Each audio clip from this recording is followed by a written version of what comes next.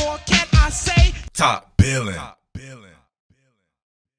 Yo, Top Billin.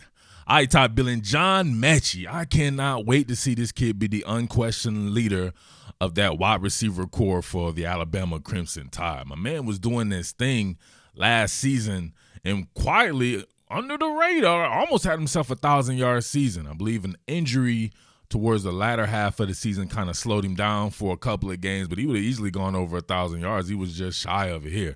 And a lot of his shit was of the vertical variety, right? This man sets the table like you wouldn't believe. All right, so check this out right here. You're going to see him run pretty much skinny post on this one here. He doesn't really even get past the stitches on this one. I always say somebody like John Metchie, he reminds me of like a Reggie Wayne. I know a lot of people probably don't know who Reggie Wayne is.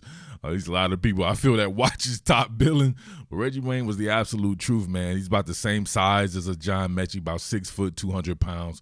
But one of these no load, no gather types, just a stickler for detail. He doesn't really do anything bad. He might not have anything that's super flashy, but he's very good in just about every general area of being a receiver here. So you will see this tight, restricted formation here, everybody packed in like bowling pins. So you'll essentially get a 3-deep coverage, and you'll have both corners end up right there with John Metchie at an even exchange situation. Look what he does in a moment of truth scenario. It's always back to the basket, pay action, fake. Now look at him. If it's even, he's leaving, so he's done. And this ball is underthrown. If Mac Jones could have put this out a little bit further, it probably was a touchdown. But look, 2 corners on you, man, right? Thompson and Taylor, and he's looking clearly beat. If this was out a little bit further, he had enough steps on him. John Metchie can run. This shit was done for, right? But look at that. Look at the concentration and not telegraphing the catch until the very last moment. That allows him to make the catch in between 2 cats, 2 corners at that. And that's hard. With someone like John Metchie, you have to get hands-on man. They do a great job of usually isolating him on the B side, so he'll work backside. But this time he's in the 3x1. He's at the top right here, so he's got a numbers grip here, working vertically. No hands-on man, so a cold approach, and he stacks this man instantly. Look at that. Perfect throw, absolutely on the money. But look at the social distancing measures being practiced by John Metchie. Right, he is not trying to get COVID, and I do not blame him. Thank God. So check this out right here. You're gonna give this man a cold approach, not try to get any type of hands-on man to disrupt him. You know, more than likely the pass is going to be perfect, but you're gonna open up the gate and allow him an opportunity to what? If it's even, he's leaving. He's just faster than you. I don't know what he'll run.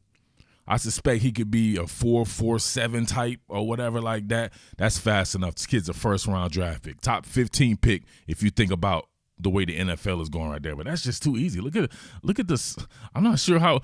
Something was lost in the transition here that made him just get about 6 feet. Look at that. 6 feet of running room. He's good. Over-the-shoulder catch. And you know what they say?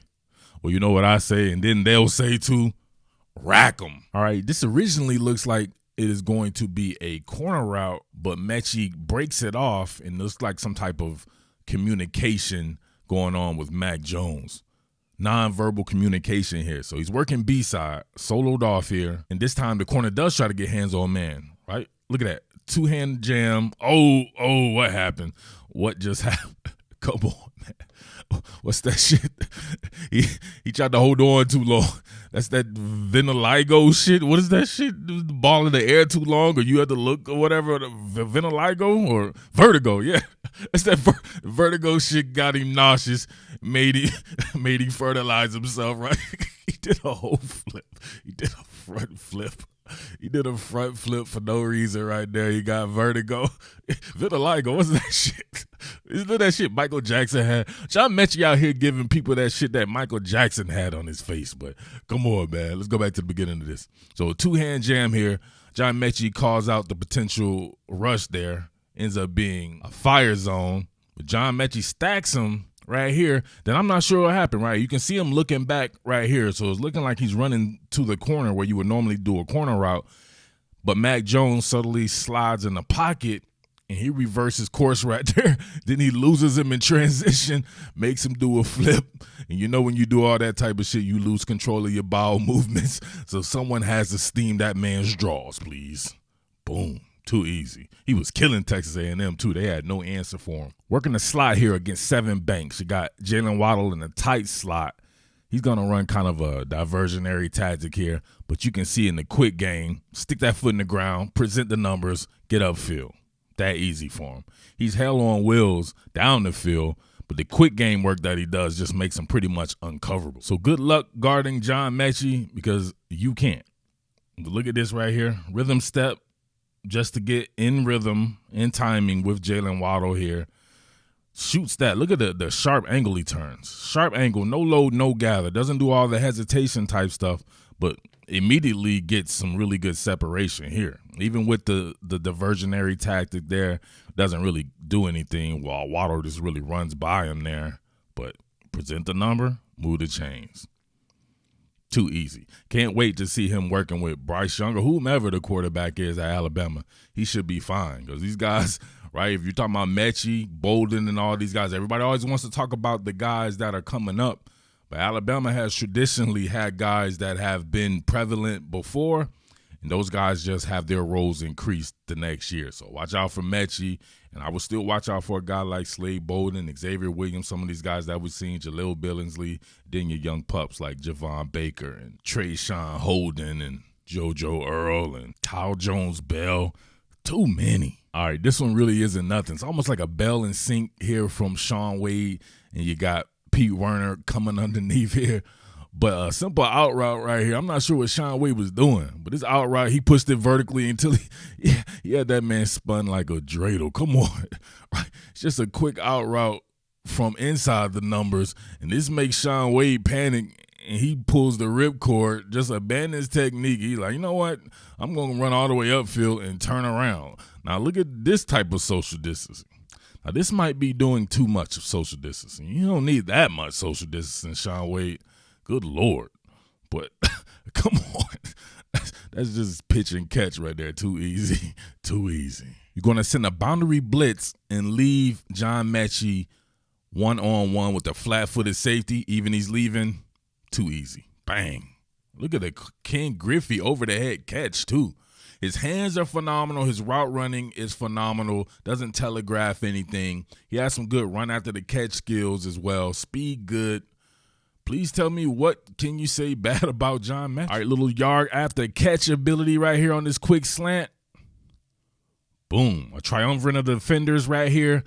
Nobody's able to get to him. He understands how to run with the ball after the catch has happened. Look at him get on the outside of Devontae Smith, set up the blocking. Everything's perfect from there. Look how much yards he ate up with that. So I expect a very big year from John Metchie. He already had a very big year last year. I expect him to at least duplicate that, or you just never know how stuff works out there. But as tradition has shown us, Alabama has a way of operating, and it's usually at the top.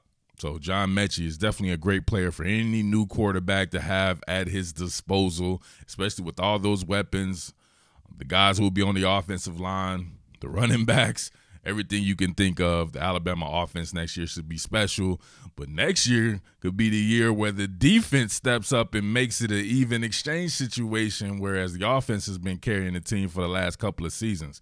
Alabama can still be scary next year, but in a different way. I don't know, man. We should see. But tell me what you think about your boy John Metchie. I like me some John Metchie, man. But it's your boy Murph from Top Billin Sports here. Make sure you like. Make sure you comment. Make sure you tell a friend to subscribe. All you do is subscribe. It's your boy Murph, the Underground King. Top Billin Sports, and I am out. Peace. What more can I say? Top Billin.